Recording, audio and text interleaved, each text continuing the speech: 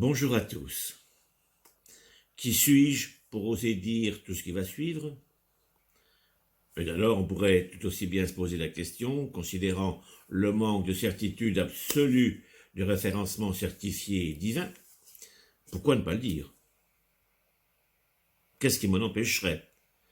Aimeriez-vous savoir que vos enfants chéris sont terrorisés par vous, qu'ils vous obéissent en rasant les murs, parce qu'ils redoutent vos colères et surtout vos punitions?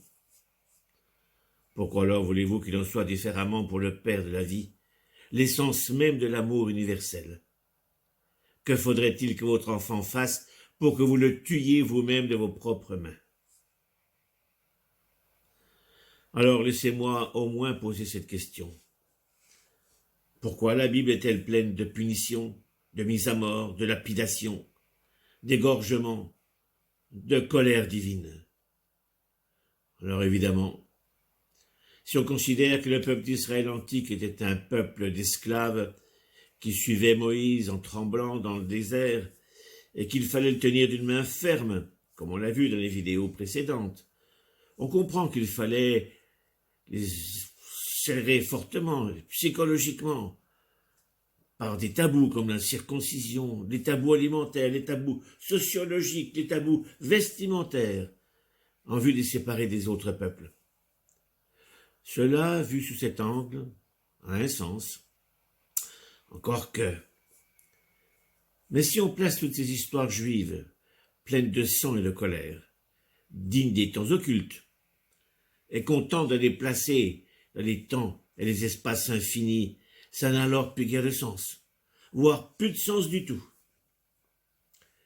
Si on essaye de mettre en perspective la race humaine, l'homo sapiens, des débuts, avec ses quelques 200 000 ans tout au plus, c'est-à-dire rien eu égard aux milliards d'années de la vie, obligatoirement dispersés dans des myriades de galaxies.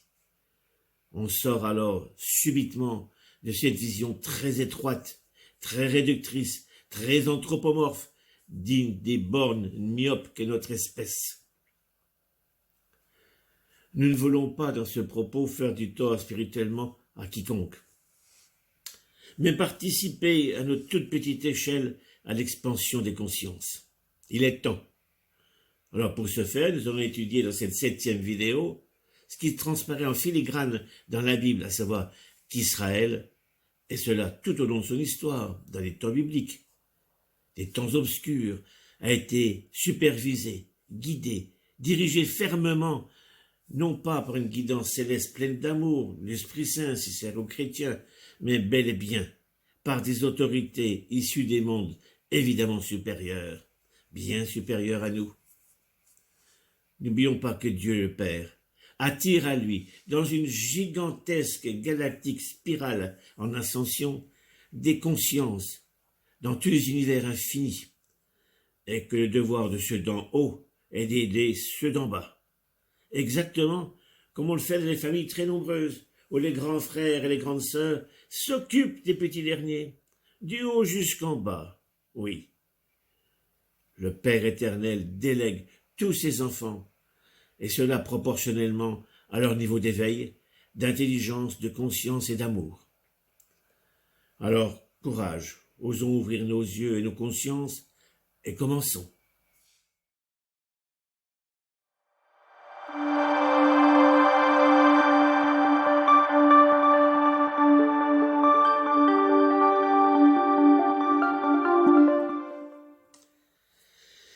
Bien, considérons alors maintenant ces 4 créatures vivantes de l'Apocalypse, où l'on lit, au chapitre 4 des versets 2 à 7, le premier vivant est comme un lion, le deuxième vivant est comme un jeune taureau, le troisième vivant est comme un visage d'homme, le quatrième vivant est comme un aigle en plein vol.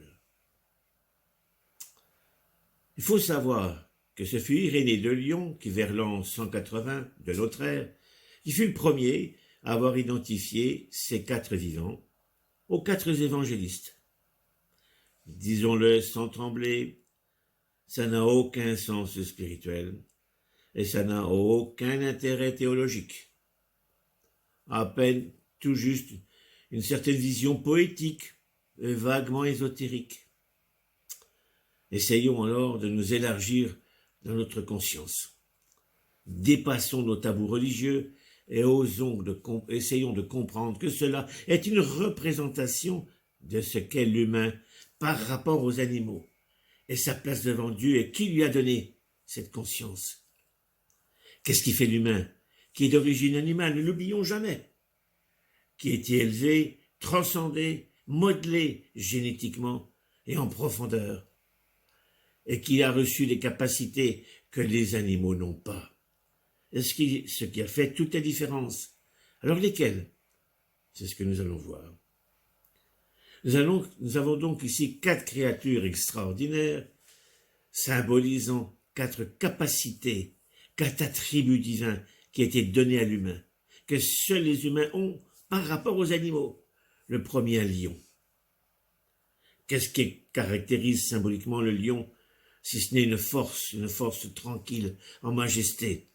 Ce n'est pas pour rien qu'on l'a appelé le roi des animaux.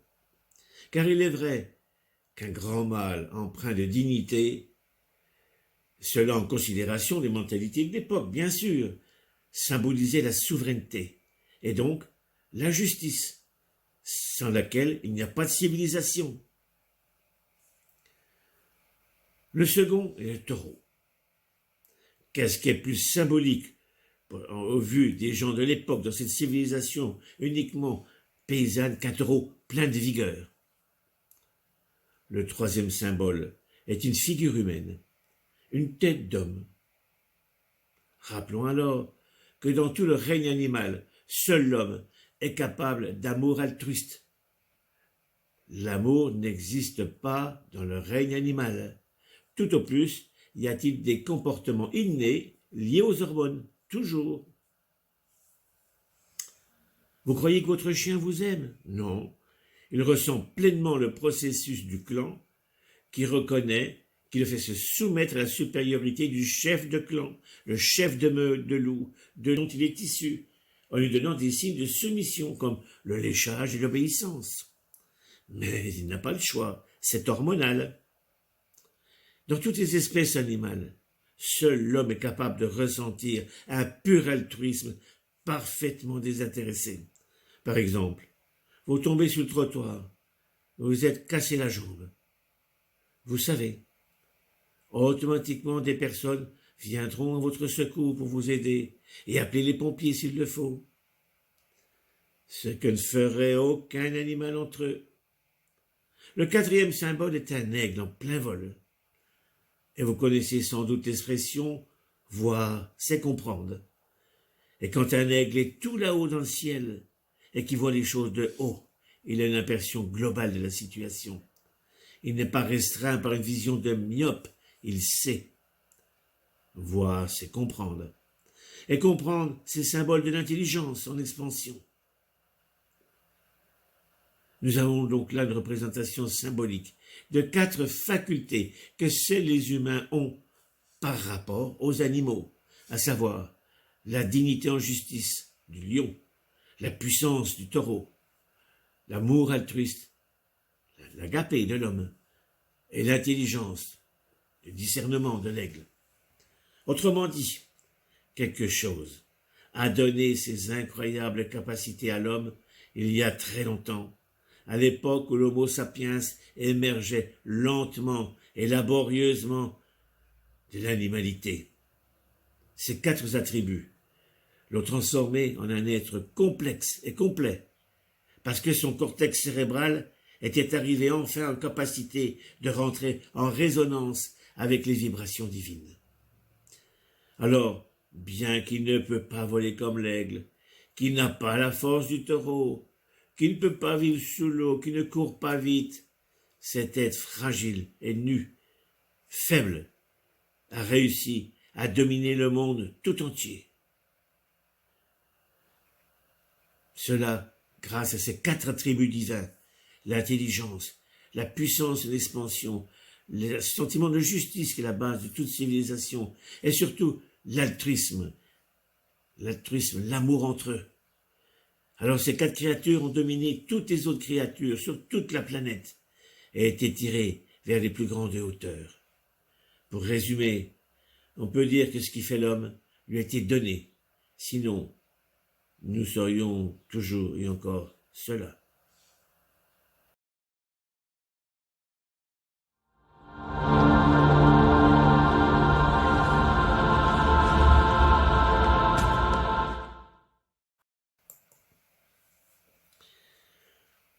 Vous avez sûrement été surpris à la lecture de votre Bible par la description de ces êtres extraordinaires qu'ont vu et décrit certains prophètes, et même l'apôtre Jean. Ces animaux fantastiques qui surgissent dans leur vision, et puis nous qui nous interloquent.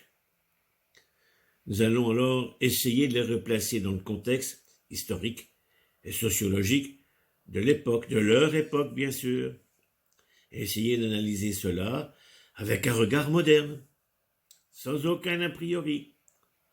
Tout au moins, nous allons essayer. Pardon par avance pour ceux qui risquent d'être troublés ou déstabilisés par ce que je vais dire. Mais la vérité est la vérité, et nul ne peut cacher le soleil. Commençons alors par le char de feu d'Élie. Et nous lisons les faits dans 2 Rois, chapitre 2, verset 11. Et il arriva, comme ils allaient, marchant et parlant, que voici, un char de feu et des chevaux de feu les séparèrent l'un de l'autre. Et il y monta aux cieux dans un tourbillon. Ah, alors, littéral ou symbolique? Y a-t-il quelque part au ciel des chevaux de feu qui sont regroupés dans une écurie de feu et qui mangent de l'herbe d'en feu? Qu'en pensez-vous? Est-ce que les anges ont besoin d'utiliser des chevaux ou tout autre véhicule pour se déplacer, eux qui sont purs esprits? À l'évidence, l'auteur a voulu parler de quelque chose qu'il dépassait totalement. Car il faut savoir qu'à l'époque où le livre des rois était écrit, c'est-à-dire à peu près 800 ans avant Jésus, il s'agissait d'une civilisation essentiellement agricole, et que la nuit, les seules sources de lumière dans la maison venaient de flammes. Une flamme de bougie, de torche, de lampe à huile, mais toujours d'une flamme. Et ce qui était tiré, propulsé avec beaucoup d'énergie, beaucoup de force, venait toujours de chevaux, qui étaient des animaux utilisés exclusivement pour l'armée. Le petit peuple n'y avait pas accès. Tout au mieux possédait-il des ânes, des bourricots. Le prophète Jérémie, à qui on attribue l'écriture des 2 rois, et qui relate cette histoire, ne pouvait pas expliquer avec d'autres mots que les siens, avec d'autres façons de considérer le monde autour de lui, avec son regard à lui. En plus de cela, il faut dire qu'il a décrit et probablement recopié, relaté une histoire qui était arrivée environ 120 ans plus tôt, qu'il n'a pas vu lui-même, et qui disait quoi? Eh bien, que quelque chose vint vers les faux prophètes, dans une énergie folle, avec une lumière folle. Rappelons-nous qu'à l'époque, les chars tirés par des chevaux de guerre étaient des instruments très impressionnants, et même terrifiants pour le petit peuple. Voici à peu près à la même époque une représentation de la façon dont on représentait ce qui se passait dans le ciel et qui venait des dieux. Alors que voyons-nous? Eh bien, on y voit un cercle avec des ailes et le Dieu à l'intérieur du cercle. Nous voyons donc, à l'évidence, que ici le Dieu utilise quelque chose, symbolisé par le cercle, pour se déplacer. Alors déjà ça, c'est très curieux. Dieu, leur Dieu, qui a besoin d'un objet quelconque, de quelque chose pour se déplacer. Ensuite, cette chose vole à travers le ciel. Mais comment sait-on cela? Parce qu'on a symbolisé des ailes autour, 2 ailes d'oiseaux.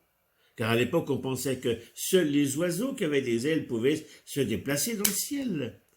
Donc, quelque chose qui se déplace dans le ciel est symbolisé avec des ailes. Alors évidemment, on pourrait toujours dire, oui, mais ça, c'était pas israélite.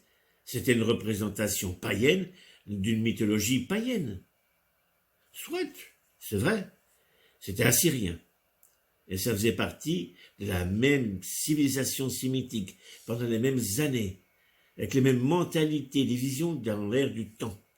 C'était le niveau de perception de l'époque, analysé par l'intelligence des personnes de l'époque. Essayons donc d'aller jusqu'au bout du raisonnement. Et disons que ce qui est gravé là représentait donc Dieu utilisant quelque chose pour se déplacer dans le ciel.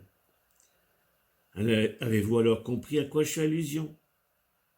Mais bien sûr, à l'intervention de civilisations galactiques qui sont très hautement supérieures à la race humaine, qui alors à l'époque pataugeait lamentablement. Cette race humaine évolutive qui émergeait depuis relativement peu de temps en termes de biologie était une race génétiquement modifiée et issue d'un animal, un singe en pleine évolution. Car n'oublions pas, et ne cessons jamais d'y penser, que nous avons 99% de nos gènes en commun avec les bonobos, les chimpanzés. 99% de nos gènes sont semblables à cette race de chimpanzés. Ça doit tout de même avoir un sens, non? Le philosophe Spinoza, qui vivait au XVIIIe siècle, au XVIIe siècle même, pardon, avait un trait de génie qu'elle voyait dans Dieu, une substance immatérielle, énergétique, incompréhensible, indescriptible, qui remplit l'univers depuis toujours. Cette énergie pensante et énergétique produit en permanence toutes sortes de situations, pour toutes sortes d'énergies, dans toutes sortes de configurations, pour toutes sortes d'univers. En quelque sorte, on pourrait dire que Dieu expérimente la vie sous toutes les formes possibles, dans toutes les dimensions possibles, dans toutes sortes de civilisations possibles. Nous voyons quant à nous, toutes petites choses que nous sommes, la situation en termes de bien et de mal, parce que nous sommes des enfants émotifs. Mais quand un lion dévore une gazelle dans une violence épouvantable, cela nous choque-t-il? Est-ce que cela est bien ou mal? Oui, beaucoup de choses nous dépassent, et nous dépasseront sans doute toujours, pour le moins pour encore très longtemps. Alors essayons de nous dépasser nous-mêmes, essayons de voir les choses différemment. Cessons de voir Dieu comme un bon papa idéal. Dieu est bien plus que cela, infiniment plus que cela. Oui, Dieu la cause, la source et la raison de tout ce qui est possible, toutes les lois possibles, dans toutes les configurations possibles, dans l'espace infini et les temps infinis. Alors évidemment, pour beaucoup d'entre nous, nous avons besoin de voir en Dieu un papa, un bon papa plein d'amour. Et c'est vrai que, quelque part, il est aussi cela. Il est d'une tendresse inimaginable et d'une bonté inimaginable. Mais il n'est pas que cela. Oh non, il est infiniment plus que cela. Alors pour résumer, quoi ou qui a prié Élie pour l'amener dans les cieux? Autrement dit, pour l'amener dans une autre dimension. Mais le fait de cela, de prendre un être vivant et de l'amener dans une dimension spirituelle qui n'est pas la sienne, est en parfaite contradiction avec ce que dit l'apôtre Paul dans la lettre aux Romains qui dit « La chair et le sang ne peuvent hériter du royaume de Dieu ». Alors, est-il été amené dans une dimension parallèle à la nôtre ou dans un autre lieu? C'est fort possible, en effet. Mais a-t-il été amené au royaume des anges? Non. C'est impossible. Parce que mourir aurait été bien suffisant pour y aller. D'ailleurs, Jean a dit au chapitre 3, verset 13, que jusqu'à son époque, donc, nul n'était monté au ciel, juste lui qui en était descendu. Nul n'était monté au ciel. Alors non, c'était sûrement pas un char de feu, avec des chevaux de feu qui a monté Élie au ciel. Non, sûrement pas. Bien sûr que celui qui a raconté cela, le témoin de cet événement extraordinaire, a cru voir cela, ou on lui a montré cela, parce qu'il ne pouvait pas comprendre autre chose. Sans doute. À ceci s'ajoute tout de même un détail très curieux. Celui que, lors de la transfiguration du Christ sur le mont Nemo, sont apparus deux patriarches, qui étaient Moïse et Élie, les seuls patriarches dont on n'a jamais retrouvé la tombe. Ce qui était curieux également, c'est la présence d'Élie avec Moïse. Moïse, le fondateur de la religion d'Israël, le fondateur de l'État d'Israël, le vecteur de la loi d'Israël. Moïse, d'accord, ça a un sens. Mais pourquoi Élie? Pourquoi pas le prophète Nathan? Pourquoi pas le prophète Samuel? Pourquoi pas d'autres prophètes? Pourquoi Élie? Sans doute qu'à l'époque, Élie était toujours vivant, puisqu'il avait été amené par un vecteur dans une autre dimension, mais pas les autres prophètes qui, eux, étaient morts à l'époque, et cela depuis bien longtemps. Alors, existe-t-il des civilisations tellement hautes par rapport à nous, qu'elles utilisent des vecteurs prenant des formes et des couleurs comme le font les caméléons? Sans doute aussi. Alors, résumons-nous. Intellectuellement parlant, que préférez-vous? Des chevaux de feu ou un vecteur issu d'une très haute civilisation galactique? Alors bien évidemment, si vous voulez ne garder qu'une approche purement émotive et religieuse des choses, alors vous préférerez les chevaux de feu. C'est votre droit, et c'est bien pour vous, si ça nourrit votre âme, qu'on est là pour le moment. Et c'est vrai qu'il y a dans cette vision des chars de feu, tirés par des chevaux de feu, une jolie image poétique, une dramaturgie scénaristique fantastique, digne des films d'Hollywood.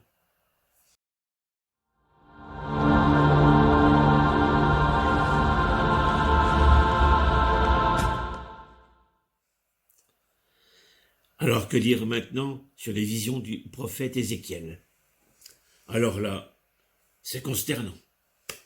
Là, on a affaire à un grand opéra mystique, et ça part, pardonnez-moi, ça part dans tous les sens. La vision des êtres à quatre faces, avec des sabots de vache de cuivre étincelants, avec 6 ailes, avec des roues qui sont entrelacées l'une dans l'autre et couvertes d'yeux, est stupéfiante de mysticisme, de la part d'un prêtre juif ayant vécu 500 ans avant Jésus, à peu près, alors qu'il était captif dans une île de Babylone. Il s'agit ici d'un véritable délire mystique, et surtout le pompon, une représentation tout en haut du char divin d'une image de Dieu le Père lui-même.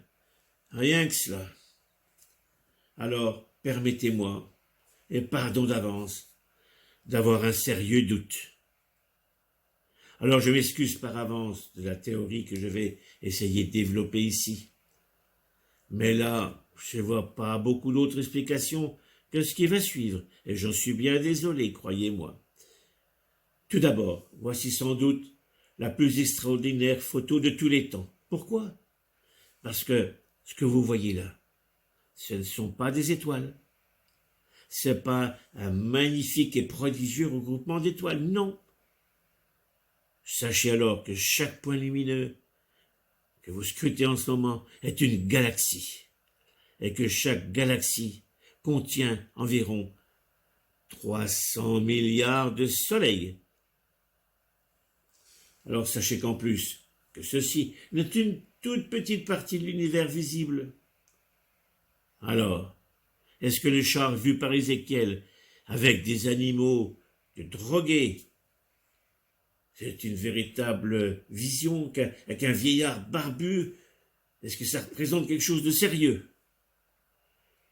Pardon pour mon manque de foi, diront certains, mais j'ai beaucoup de mal avec cela. Alors, essayons d'aller plus loin maintenant et développons notre théorie. Voici donc une image représentant à peu près la vision du prophète Ézéchiel. On y voit effectivement les 4 êtres, ces 4 créatures mythologiques, fantasmagoriques, qui ont fortement troublé et impressionné le prophète Ézéchiel. Alors à la lecture du premier chapitre de son livre, nous lisons en effet, quant à leur face, ils avaient tous une face d'homme, tous les 4, une face de lion à droite, tous les 4, une face de bœuf à gauche, et tous les 4, une face d'aigle. Vous le savez, nous retrouvons cette description dans le livre de l'Apocalypse, mais intéressons-nous pour le moment, surtout, à la vision du prophète Ézéchiel. Et observons maintenant cette statue qu'on appelle communément un taureau ailé. C'était une statuaire religieuse assez importante dans tout l'Empire assyrien. On le retrouve un certain nombre dans les temples, à l'entrée des palais. Et que voyons-nous? Eh bien, vous le voyez, c'est un être polymorphe. Et vous observerez qu'il a une tête d'homme, qu'il a des ailes d'aigle, qu'il a un corps de taureau et des griffes de lion.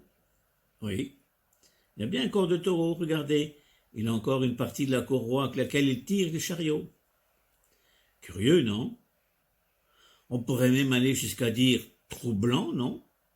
Donc, résumons-nous et réalisons alors que pendant la même époque, dans la même civilisation étendue à peu près aux mêmes endroits, nous avions le même genre de vision.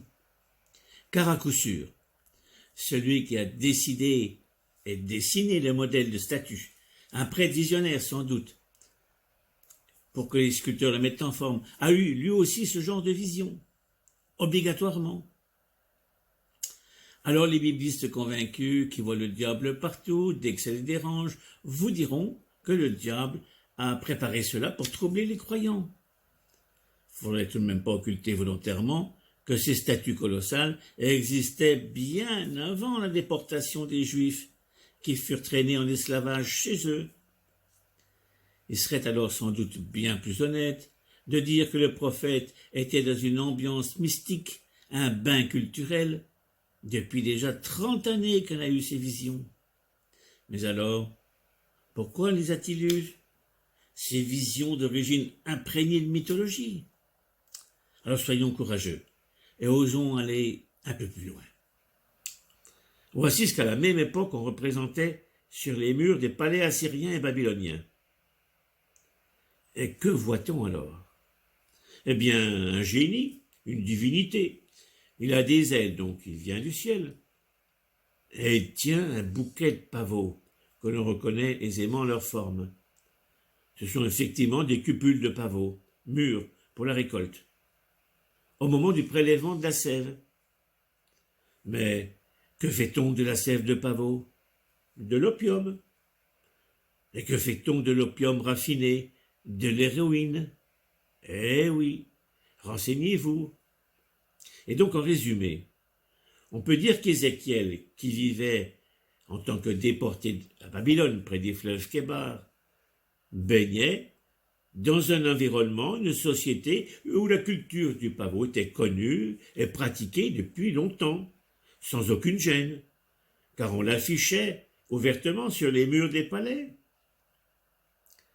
Et si ces gens l'affichaient aussi ouvertement et sans aucune gêne, s'ils en prenaient grand soin de leur champ de pavot, c'était bien évidemment pour s'en servir, car ils savaient très bien qu'avec on avait accès au monde des dieux, par l'apport de visions psychotropiques de la drogue. Vous voulez une preuve? Regardez alors ce que fait le génie. Il contient un panier rempli de résine de pavot dans sa main droite. Et que fait-il de sa main gauche? Il tient une pomme de pin qu'il positionne à la hauteur du cerveau entre les 2 yeux de la personne en face de lui. Et qu'y a-t-il derrière les yeux en profondeur dans le cerveau? Je vous donne en 1000. La glande pinéale, le symbole de la pomme de pin. On y voit alors facilement l'allusion. Alors certains diront, oui, mais à l'époque on connaissait rien du cerveau à l'époque, on ne connaissait pas la glande pinéale. Alors les humains, oui, bien sûr que oui.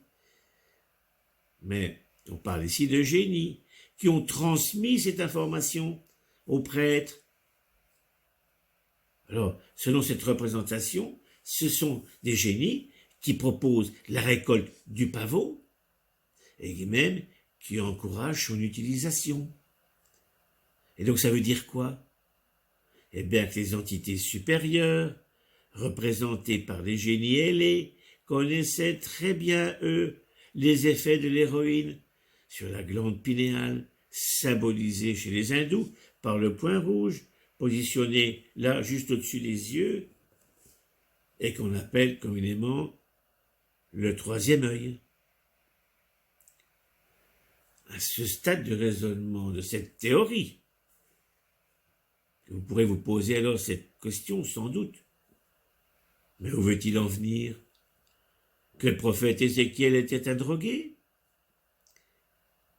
Alors moi je vous encourage avec beaucoup d'attention le livre d'Ézéchiel.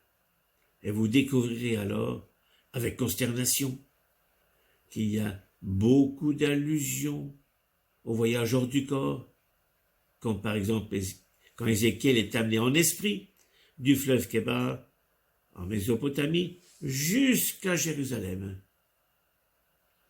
Mais que signifie amener en esprit? Les autres prophètes ne l'étaient pas. Ni Jérémie, ni Samuel, ni Isaïe, ni Daniel n'ont jamais été amenés en esprit. Alors que signifie donc amener en esprit? Faire des rêves éveillés, des décorporations, ou juste avoir une vision psychotropique induite par l'opium? Cherchons des indices caractéristiques, des états de transe induits par la drogue. Voici ce qu'on trouve au chapitre 3, versets 14 et 15.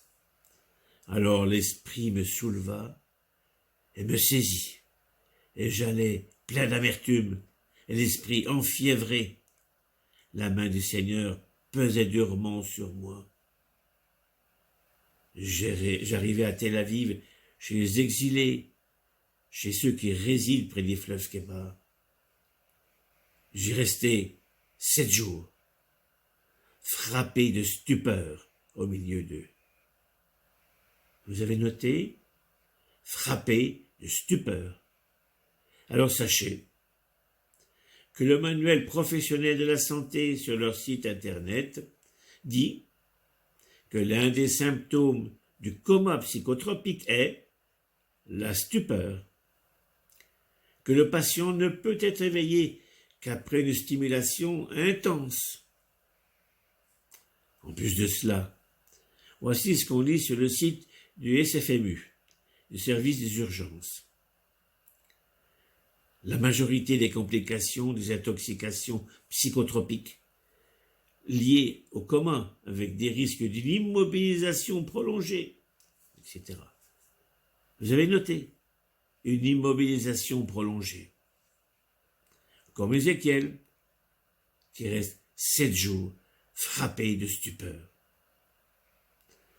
Alors à cela se rajoute le verset 26. Je ferai coller ta langue à ton palais, tu seras muet. Tu seras plus pour eux l'homme qui leur fait des reproches.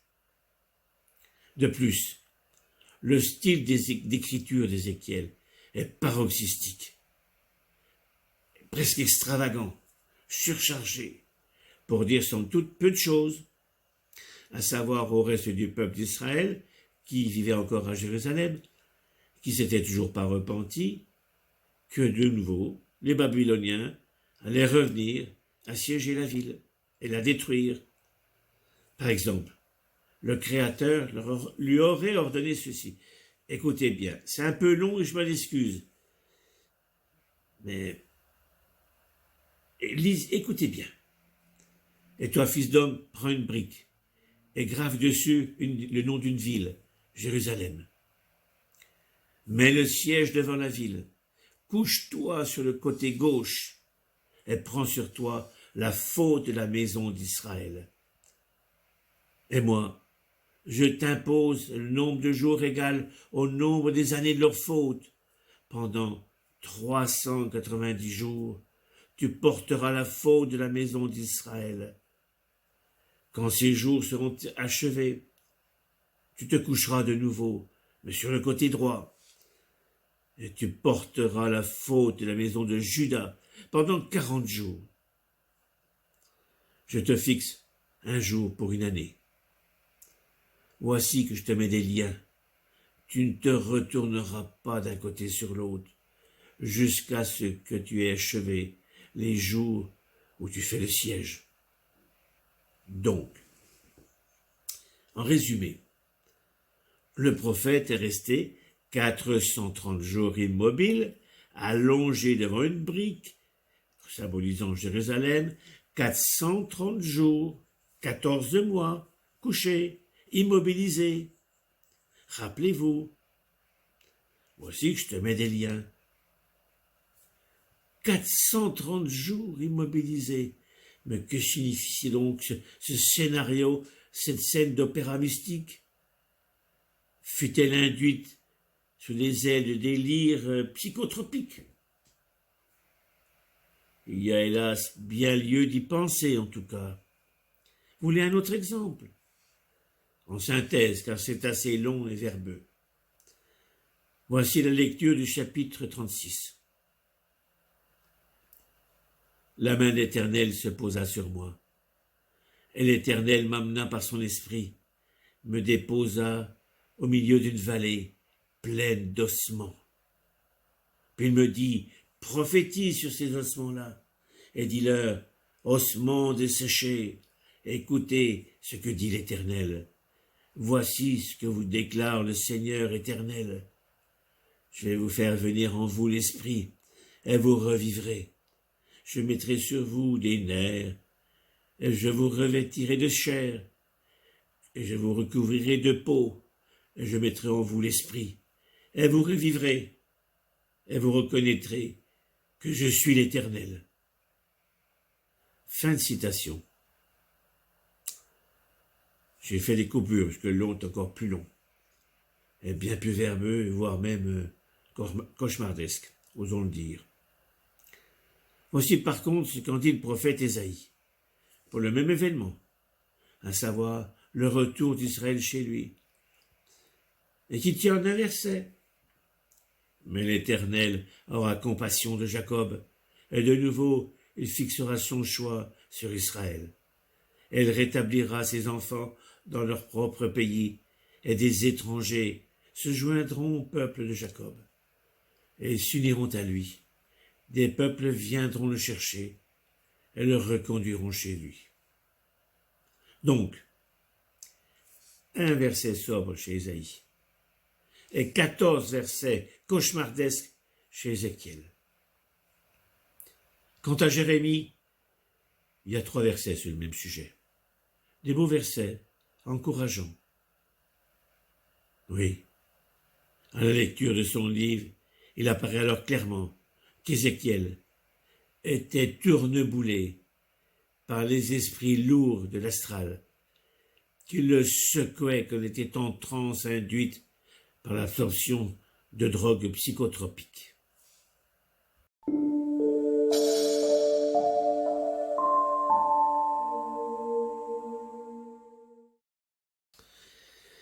Bien, alors que dire de tout ce qui précède? Encore une fois, en fonction de votre regard, vous lirez la Bible avec des yeux tout à fait différents.